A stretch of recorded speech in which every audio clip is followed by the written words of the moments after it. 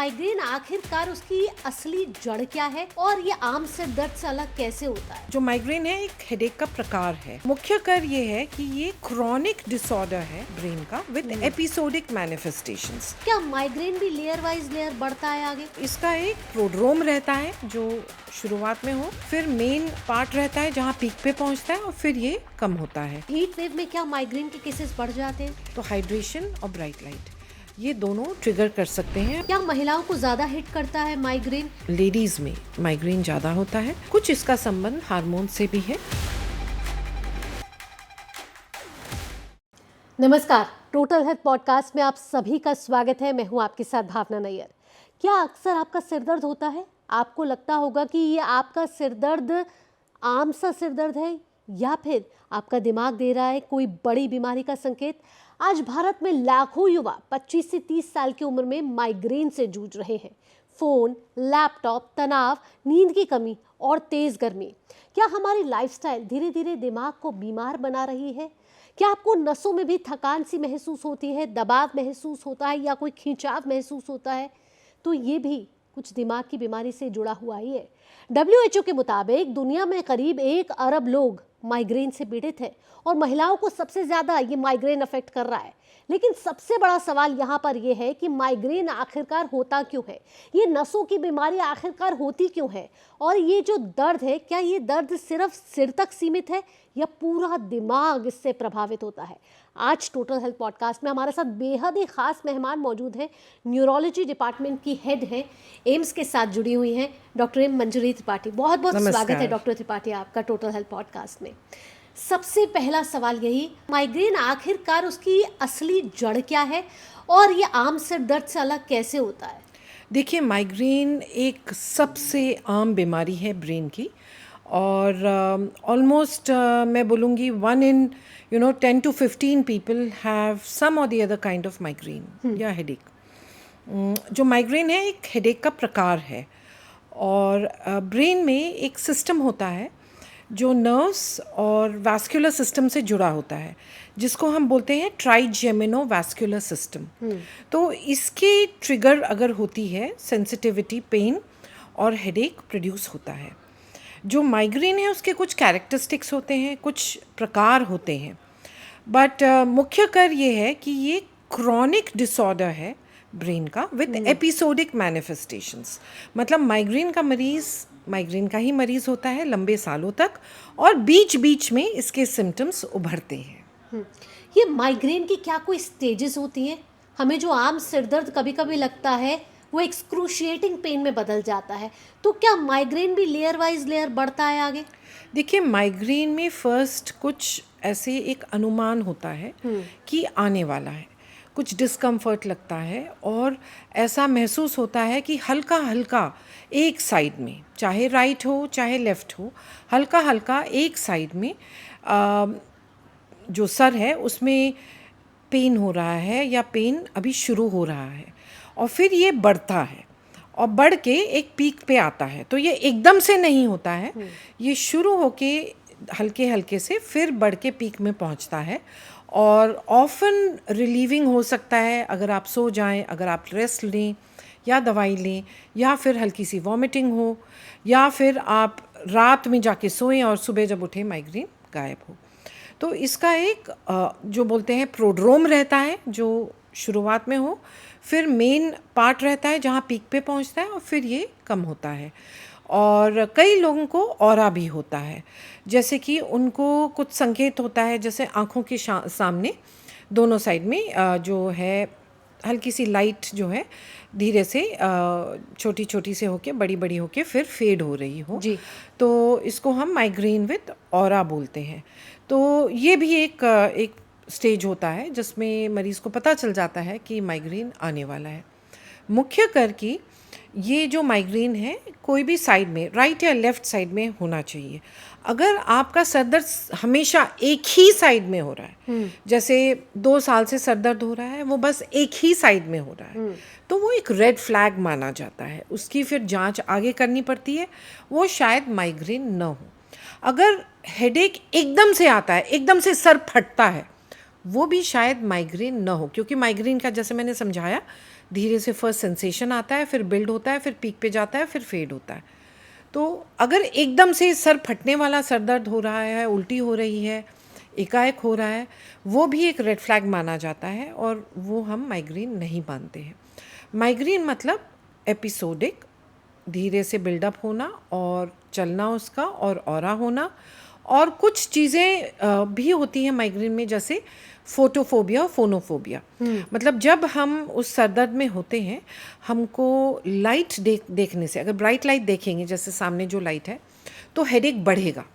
या फिर जोर से कोई बोल रहा हो, चाहे जोर से भी ना बोल रहा हो, जैसे नॉर्मल वॉइस में भी बोल रहा हो, जी। तो एकदम कान में वो चुभती है, जिसको हम फोनोफोबिया बोलते हैं। तो ये भी एक फीचर होता है माइग्रेन का। तो मुख्य करके माइग्रेन को पहचानना मुश्किल नहीं है, क्योंकि उसके कैरेक्टरिस्टिक टाइप्स होते हैं और कैरेक्टरिस्टिक्स उसके सिम्टम्स होते हैं, और रेड फ्लैग्स का भी हमको ध्यान देना पड़ता है।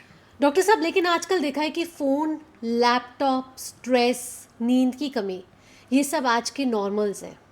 इनके बिना ना जीवन चलता है और ना ही हम इनको अवॉइड कर सकते हैं। लेकिन क्या ये भी मुख्यतः ट्रिगर पॉइंट्स हैं जो माइग्रेन को और आगे बढ़ाते हैं? देखिए, माइग्रेन जो है उसका ट्रिगर डेफिनेटली होता है, और अगर 10 लोग हैं जिनको माइग्रेन है, हर एक का ट्रिगर अलग अलग हो सकता है, सेम ट्रिगर होना जरूरी नहीं है। मुख्य करके पाया गया है कि अगर हम सोएंगे नहीं, 2-3 रात हम सोए नहीं, या एक ही रात सोए नहीं, तो अगले दिन माइग्रेन ट्रिगर हो सकता है।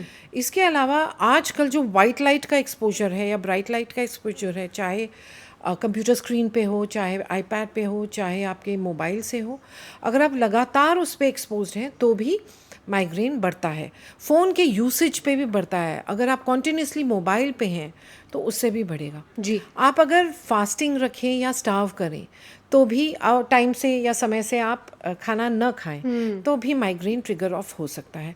कुछ खाद्य पदार्थ हैं जिससे माइग्रेन ट्रिगर हो सकता है, जैसे बहुत सारी ढेर सारी चॉकलेट खा लेना, या फिर बहुत सारा पनीर खा लेना, या आइसक्रीम ही खाते रहना, जिसको हम बोलते हैं milk and milk products. So milk and milk products अगर बहुत ज़्यादा मात्रा में एक साथ यूज़ हो रहे हैं, उससे भी माइग्रेन ट्रिगर हो सकता है। माइग्रेन का एक पोटेंट ट्रिगर है अल्कोहल, और मोस्टली ये होती है रेड वाइन। अगर रेड वाइन आधी बॉटल आप पी लेंगे तो आपको माइग्रेन ट्रिगर ही होगा। तो ये भी एक पोटेंट ट्रिगर माना जाता है। तो मोटा मोटा, और स्ट्रेस एक बहुत ही मतलब ज़्यादा ट्रिगर करता है, क्योंकि नॉर्मल ज़िंदगी में भी स्ट्रेस थोड़ा बहुत ज़रूरी है, नहीं तो हम शायद कुर्सी से हिले ही ना, काम ना करें या पढ़ें नहीं।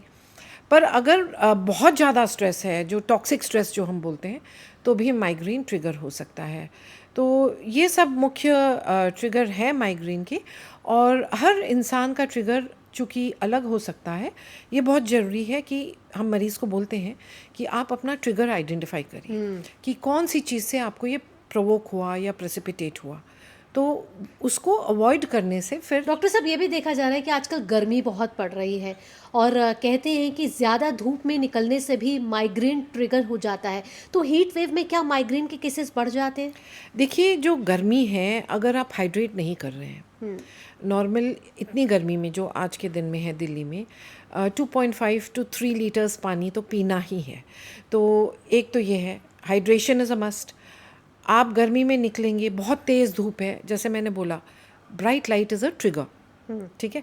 तो अगर इतनी तेज़ धूप है, आपने काला चश्मा नहीं पहना, आपने छाता नहीं लिया, आपने ना टोपी लगाई हुई है, तो डायरेक्ट आपके ऊपर वो लाइट पड़ रही है, आपके जो आई रिसेप्टर्स हैं उस पर भी उतनी ब्राइट लाइट पड़ रही है, तो माइग्रेन ट्रिगर होगा ही जी। तो हाइड्रेशन और ब्राइट लाइट, ये दोनों ट्रिगर कर सकते हैं। और जब हम गर्मी में निकलते हैं, हमारी स्वेटिंग भी होती है, तो स्वेटिंग में फ्लूइड एंड इलेक्ट्रोलाइट इम्बैलेंस होता है, तो उसकी वजह से भी ट्रिगर हो सकता है माइग्रेन। डॉक्टर साहब, क्या जब आप पेशेंट्स को देखते हैं, क्या आपने ये ट्रेंड देखा है कि अब युवाओं को ज़्यादा माइग्रेन हिट कर रहा है? 25 से 30 साल की उम्र में ज़्यादा माइग्रेन के केसेस सामने आ रहे हैं, यहाँ तक कि बच्चों को भी माइग्रेन की दिक्कत शुरू हो गई है। और WHO तो कह रहा है कि दुनिया भर के 1 अरब लोग इस समय माइग्रेन से ग्रसित हैं। वो नंबर्स और आगे बढ़ते जा रहे हैं, शायद कुछ तो रिकॉर्डेड है, कुछ नॉन रिकॉर्डेड है। देखिए, ऐसा है, जो माइग्रेन है उसकी एज पीक्स होती हैं। यंग एज में 15 to 25, 35, 40, और फिर ओल्ड एज में, दोनों एज में माइग्रेन हो सकता है। और जिसको यंग एज में है उसको जाके old age, menopausal, perimenopausal age में भी हो सकता है, बीच में थोड़ा बहुत कम हो सकता है। चूँकि आजकल जो यूथ हैं जो वो एक्सपोज्ड हैं mostly phone calls, mobile, Insta, या फिर वीडियोस, रील्स, कंप्यूटर पे ज़्यादा काम है, और जी। स्ट्रेस भी, मल्टीटास्किंग भी। जी। आजकल जो या यूथ है उनको बहुत सारे काम एक साथ करने पड़ रहे हैं, तो उसकी वजह से भी डेफिनेटली यूथ में माइग्रेन की तादाद ज़्यादा है। नॉट ओनली दैट, जो स्लीप है वो भी डिस्टर्ब्ड है, क्योंकि अगर आपका काम ज़्यादा है तो आप किस टाइम करेंगे? जिस टाइम आपको सोना है आप वही टाइम यूटिलाइज़ करेंगे। दिन में तो 24 घंटे ही हैं। जी। तो अगर आप स्लीप को कॉम्प्रोमाइज़ करेंगे तो माइग्रेन फिर ट्रिगर होगा। तो लैक ऑफ स्लीप, स्ट्रेस, ये सब ज़्यादा है आज की यूथ में। और बहुत फास्ट लाइफ हो गई है। खान पान भी मोस्टली जब वर्किंग है तो हो सकता है ऑफिस में ही खा रहे हों, जी। कुछ ऐसी चीज़ें खा रहे हों जैसे फास्ट फूड टाइप हो, तो उसमें भी ट्रिगर हो सकता है। जो नॉर्मल हमारा हेल्दी खाना है अगर वो नहीं खा रहे हैं तो भी ट्रिगर हो सकता है माइग्रेन। डॉक्टर साहब, ये भी मैं पूछना चाहूँगी, क्या महिलाओं को ज़्यादा हिट करता है माइग्रेन? WHO कहता है कि क्या ये एक डिसेबिलिटी भी है? देखिए, ये बिल्कुल सच है कि लेडीज़ में माइग्रेन ज़्यादा होता है, और कुछ इसका संबंध हार्मोन से भी है। पर्टिकुलरली जो मेंस्ट्रुअल साइकिल होती है उसके आर पार माइग्रेन ज़्यादा होता है, या मेंस्ट्रुएशन के दिनों में भी ज़्यादा हो सकता है। जी। तो this is a well known fact, और कई महिलाओं को इसलिए ड्यूरिंग मेंस्ट्रुएशन रेस्ट लेने की ज़रूरत होती है।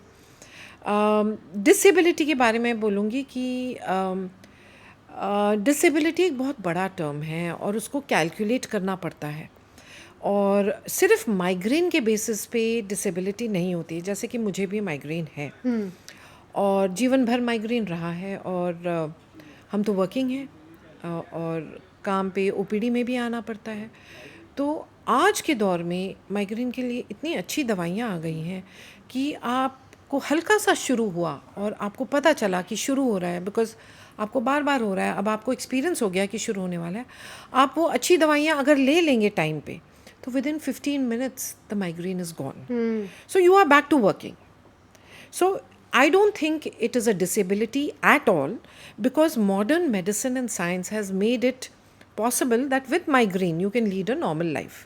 हाँ, अगर आप दवाई नहीं लेंगे और आप डिले करेंगे, देन आपका हेडेक सिवियर होता चला जाएगा, सिवियर होता चला जाएगा, फिर आप वो पूरे दिन कुछ नहीं कर पाएंगे। पर वैसा होना नहीं चाहिए, आपको समय पे दवाई लेना है। अब वो अलग बात है कि माइग्रेन के साथ और कुछ हो रहा है, जैसे कि वीकनेस भी आ रही है एक साइड की, जिसको हम हेमीप्लीजिक माइग्रेन बोलते हैं, वो बहुत रेयर है। तो उस कंडीशन में हाँ, हम बोल सकते हैं शायद डिसेबिलिटी हो। पाया गया है माइग्रेन एक रिस्क फैक्टर होता है स्ट्रोक का, तो माइग्रेन के साथ अगर स्ट्रोक हो गया तो भी वो डिसेबलिंग हो सकता है, but alone by itself simple migraine is definitely not a disability. बिल्कुल। और हम तो कामकाजी लोग हैं और हर रोज़ हमें काम करना है, जैसे कि आपने भी बताया कि आप भी माइग्रेन से कई समय से पीड़ित हैं। लेकिन जिस तरीके से हमने ट्रिगर पॉइंट्स की बात करी, और ये जो माइग्रेन होता है, कहा जाता है वो आधे सिर में दर्द होता है। डॉक्टर साहब, मैं पूछना चाहूँगी कि माइग्रेन का दर्द शुरू कैसे होता है? कई लोग ये कहते हैं कि गर्दन के पीछे से दर्द आ रहा है, कईयों को आधे सिर में दर्द होता है, कईयों को यहाँ जो कनपट्टियाँ जिसको कहते हैं वो फटती हुई नज़र आती हैं। कैसा दर्द होता है, आप समझाइए। देखिए, ये कैरेक्टरिस्टिक क्लासिक होता है कि एक साइड में हो, चाहे राइट साइड हो चाहे लेफ़्ट साइड हो, और जो शुरू होता है कई लोगों के लिए साइड से ही शुरू हो जाए, जैसे यहाँ से हुआ, फिर आगे को आया और पीछे को गया। कई लोगों के लिए सामने से शुरू हुआ और पीछे को जाएगा, कई लोगों के लिए पीछे से होगा और सामने को आएगा, कोई भी प्रकार का हो सकता है। उसका कैरेक्टर जो है वो क्लासिकली जैसे कोई हथौड़ा मार रहा हो, जैसे ढक ढक ढक हथौड़ा मार रहा हो वैसे होता है, या अंदर कोई खून की नली पल्सेट कर रही हो, जैसे हार्ट के पल्सेशंस होते हैं या हार्ट की बीट्स होती हैं, वैसे ढक ढक ढक एक तरीके से एक सर में एक वेव या लहर चल रही हो, ऊपर नीचे, वैसे ही एक्सपीरियंस होता है। और जैसा कि मैंने बताया, पहले हल्का होता है फिर बिल्डअप होता है, और उसके साथ कभी कभी ये फ्लैशिंग लाइट्स का ऑरा हो सकता है। तो मोटा मोटा यही होता है। डॉक्टर साहब, मैं एक और बात पूछना चाहूँगी, माइग्रेन का दर्द कितने समय तक रहता है? क्या इसका कोई समय भी होता है? क्योंकि कई लोगों को सर दर्द 3-3 दिन तक ठीक नहीं हो रहा होता। देखिए, यही मैंने बताया, आज के दिन में आधुनिक दवाई के साथ किसी का माइग्रेन का दर्द 3 दिन तक रहना नहीं चाहिए अगर आपकी डायग्नोसिस बन चुकी है। क्योंकि मेरे को भी माइग्रेन है, मुझे पता है कि पहले 5 या 10 मिनट में जब हल्का सा दर्द उठा, मैंने दवाई नहीं ली, मैंने दवाई 2 घंटे बाद ली, तो मेरा पूरा दिन जाएगा उस सर दर्द में। अगर आपको महसूस हो रहा है कि हल्का हल्का सर दर्द शुरू हुआ, आपकी डायग्नोसिस डॉक्टर बना चुका है, आपके पास SOS मेडिकेशन आपके बैग में या पॉकेट में होनी चाहिए ताकि आप तुरंत दवाई ले लें। आपका सर दर्द विदिन हाफ एन आवर चला जाएगा। बट अगर आप दवाई समय पे नहीं लेंगे, उस हेडेक को बिल्डअप करने रहेंगे, उसके ट्रिगर्स को अवॉइड नहीं करेंगे, काम करते रहेंगे, ब्राइट लाइट देखते रहेंगे, तो सर दर्द 2 घंटे चलेगा, फिर वो 1 दिन चलेगा, फिर 2 दिन चलेगा, फिर आप कुछ नहीं कर पाएंगे 2-3 दिन के लिए। तो माइग्रेन का जो ड्यूरेशन है is totally dependent on how early you pick it up, कितनी जल्दी आप उस पर एक्शन लेते हैं। इसलिए हम मरीज़ को बोलते हैं जैसे ही आपको लगा कि होने वाला है, आप तुरंत दवाई लीजिए। कब महसूस होए या हमको जब हमें लगना चाहिए कि हमें एक न्यूरोलॉजिस्ट से कंसल्ट करना चाहिए? और साथ ही क्या न्यूरोलॉजिस्ट कौन से ऐसे टेस्ट कराता है जिससे डायग्नोज होता है कि आपको माइग्रेन है? देखिए, जब आपको 1 या 2 बार हेडेक हुआ, मान लो आज हेडेक हुआ और उस वजह से आप बहुत ही ज़्यादा मुश्किल में रहे, आप काम पे फोकस नहीं कर पाए, आप बच्चों पे ध्यान नहीं दे पाए, आप घर का काम नहीं कर पाए, आपको सोना पड़ा बंद कमरे में, अंधेरे कमरे में, और ये 15-20 दिन बाद फिर से दोहराया या फिर 1 हफ्ते बाद फिर से दोहराया, तो बीच में आप ठीक हो गए, फिर आप 1 हफ्ते बाद फिर से दोहराया, फिर 1 हफ्ते बाद फिर से, तो ये एपिसोडिक हो गया। एक एपिसोड हुआ, दूसरा एपिसोड हुआ, तीसरा एपिसोड हुआ। आप दूसरे तीसरे एपिसोड में आप न्यूरोलॉजिस्ट को कंसल्ट करिए, आपको बढ़िया से बढ़िया दवाई लिखी जाएंगी। और जो ये हेडेक है, इसका जो लंबा जो कोर्स है, जो आप बोल रहे हैं 2-3 दिन चल रहा है, वो नहीं होगा। तो जहाँ पे भी आपको एपिसोडिक हेडेक हो रहा है, आपको कंसल्ट करना है।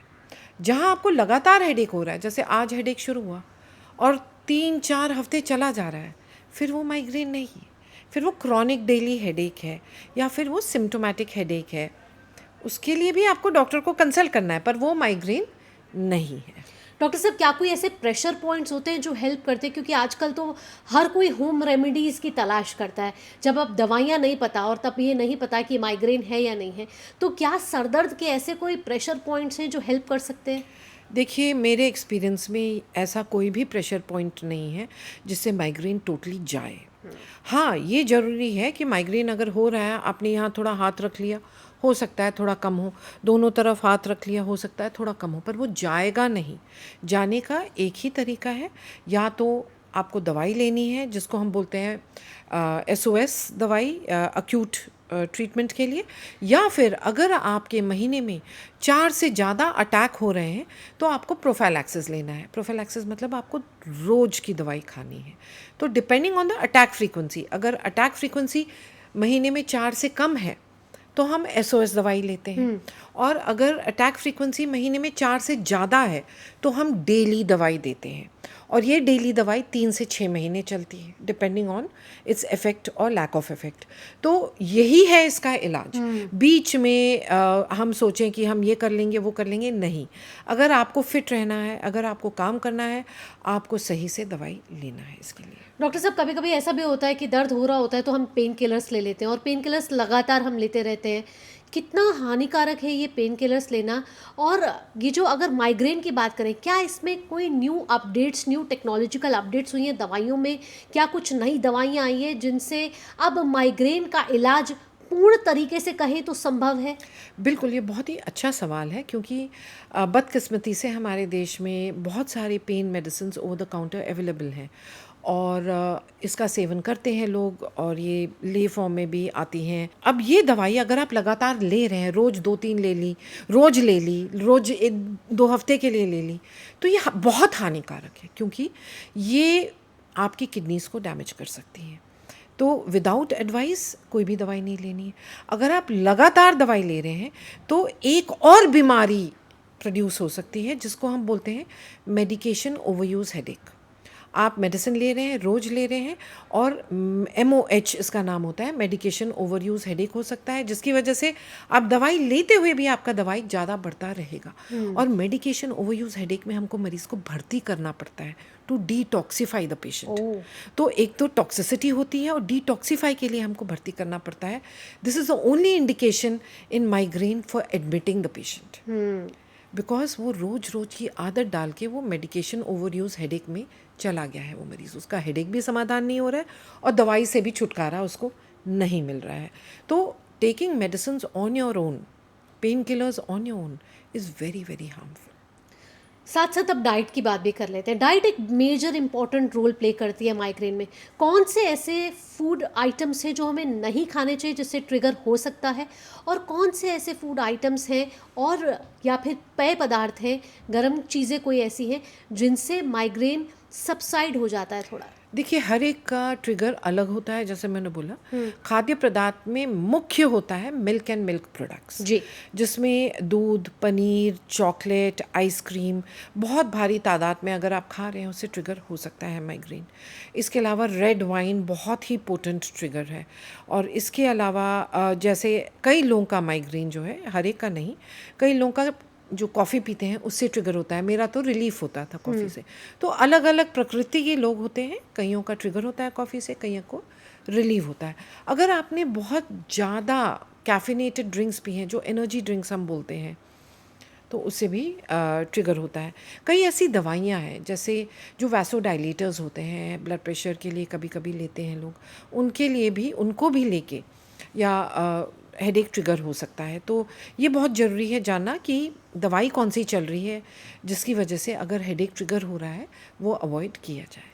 डॉक्टर साहब, बड़े लोगों के मन में ये क्वेश्चन आता है कि माइग्रेन का इलाज क्या पूर्णतः संभव है? अगर आप ये दवाइयाँ ले रहे हैं, क्या तब तक माइग्रेन सही रहेगा, या फिर जैसे ही आप ये दवाइयाँ छोड़ेंगे वो माइग्रेन फिर से वापस आ जाएगा? यानी कि माइग्रेन क्या रिवर्सिबल है, या माइग्रेन का इलाज पूरी तरीके से संभव है? माइग्रेन का इलाज पूरी तरीके से संभव है। मैं उसका एक जीता जागता उदाहरण हूँ। मेरे जो माइग्रेन एपिसोड्स थे वो महीने में 1 या 2 बार आते थे। मुझे बिल्कुल पता था कब शुरू होंगे, कैसे शुरू होंगे, कैसा एहसास होगा, तुरंत दवाई ले लेती थी। विदिन 15 मिनट्स में चुपचाप बैठी रहती थी, ब्लैक कॉफ़ी का आधा कप पी लिया, within 15 minutes I am active. तो जैसा कि मैंने समझाया, अगर आपको 4 से कम अटैक आ रहे हैं, आपकी SOS दवाई चलेगी, जो आप या तो मुंह में रख सकते हैं, माउथ डिज़ोल्विंग स्ट्रिप्स हैं, या टैबलेट ले सकते हैं, या नाक में ले सकते हैं, या फिर इंजेक्शन ले सकते हैं। ये सब SOS दवाइयाँ हैं। जैसे ही हेडेक स्टार्ट हुआ वैसे आपने ली, रिलीफ पाया और काम पे फिट।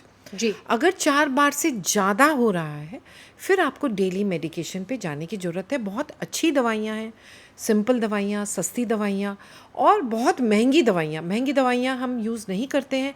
अगर बहुत ही कठिन मरीज़ है, उसमें हम ये महंगी दवाइयाँ यूज़ करते हैं, क्योंकि जितनी महंगी दवाई होती जाएगी उतना उसका साइड इफ़ेक्ट भी बढ़ता जाता है। तो हमारे देश में हर प्रकार की दवाई अवेलेबल है, सस्ती से सस्ती और महंगी से महंगी। डॉक्टर साहब, क्या इसमें भी कोई सच्चाई है कि माइग्रेन का जेनेटिक्स से भी लेना देना है? अगर आपके परिवार में किसी को माइग्रेन रहा है तो आपको माइग्रेन के चांसेस ज़्यादा हो बिल्कुल, जाते हैं? ये इस्टेब्लिश्ड फैक्ट है कि अगर मदर को माइग्रेन है तो बच्चों को ज़्यादा होने का चांस है, और जो फीमेल बच्चे हैं उनको, जो लेडीज़ हैं, उनको ज़्यादा होने के चांस है। तो ये तो घरों में चलती है बीमारी, and this is a very well known fact. Yes. Doctor साहब, आखिरी में, अगर आपको माइग्रेन है, 5 ऐसी चीज़ें जो आप करें और 5 ऐसी चीज़ें जो आप ना करें बिल्कुल भी। देखिए, जो मैं अपने जीवन में लागू करती हूँ और सब मरीज़ों को बोलती हूँ, आप टाइम से खाइए, मील स्किप नहीं करिए, फैट डाइट्स पे नहीं जाइए। फैट डाइट्स मतलब एक्सट्रीम डाइट्स। फिर आपको समय पे सोना है, 7 से 8 घंटे सोना है। उसके अलावा आपको जो खाना है वो मॉडरेशन में, जो ट्रिगर वाला खाना है, जैसे मिल्क एंड मिल्क प्रोडक्ट्स या अल्कोहल, इसको अवॉइड करना है, मॉडरेशन में या मिनिमलिस्टिक अमाउंट में लेना है। इसके अलावा कॉन्टीन्यूस टॉक्सिक स्ट्रेस का एक्सपोजर या फिर कॉन्टीन्यूस वाइट लाइट्स का एक्सपोजर नहीं करना है। और इसके अलावा जैसे जल्दी से जल्दी आप अपने सिम्टम्स पहचान के इलाज लें, आप बहुत ही फ़ायदेमंद स्थिति में रहेंगे। बहुत बहुत धन्यवाद doctor Tripathi total health podcast में आने के लिए और माइग्रेन से जुड़ी जो बहुत सारी मिथ्स थी लोगों में उन सभी को हटाने के लिए और इतनी महत्वपूर्ण जानकारी हमारे दर्शकों से साझा करने के लिए। बहुत बहुत धन्यवाद। तेज भागती जिंदगी में हम अक्सर सिरदर्द को मामूली समझकर पेन किलर लेकर आगे बढ़ जाते हैं, लेकिन कई बार शरीर हमें रुककर सुनने का संकेत दे रहा होता है। माइग्रेन को सिर्फ सिरदर्द समझना शायद सबसे बड़ी गलती है, क्योंकि आपके दिमाग, आपकी नींद, आपकी मानसिक स्थिति और आपकी रोजमर्रा की जिंदगी सबको प्रभावित कर रहा होता है। सही समय पर पहचान, सही लाइफस्टाइल और सही इलाज से काफी हद तक माइग्रेन को कंट्रोल किया जा सकता है। इसी के साथ टोटल हेल्थ पॉडकास्ट के आज के एपिसोड में इतना ही। दीजिए अनुमति। नमस्कार।